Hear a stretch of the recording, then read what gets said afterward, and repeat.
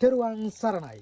කඩවර සෝන්කාලී දේවාලය අප්‍රේල් මාසයේ දෙවෙනිදා අදිනියත් අප්පච්චිටත් අම්මටත් නිසි ආකාරයේ පූජා ලැබුවා. ඉතින් සාත්‍ර බැලුම් කටයුතුත් අදිනේ සිදු කරා. ඒ වගේම තමයි යම් දරුවෙකුට අසාධාරණයක් සිදු වෙලා තියෙනවා.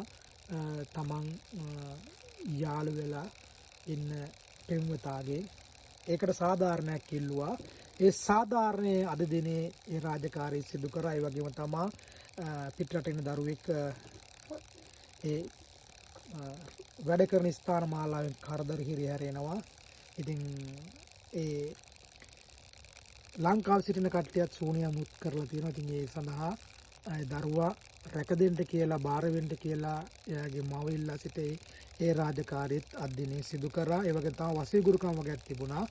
ඒ දේවලුත් අද දිනේ ජීවම් කටයුතු සිදු කරා. ඒ ආකාරයි මා රාජකාරී සිදු කරන්නේ. මාහට යම් රාජකාරියක් බාර දුන්නොත් හොඳින් නම් හොඳින් නරකින් නම් නරකින් කර දෙනවාමයි. ඒකයි කඩවර සෝන්කාලී දේවාලයේ වෙනස.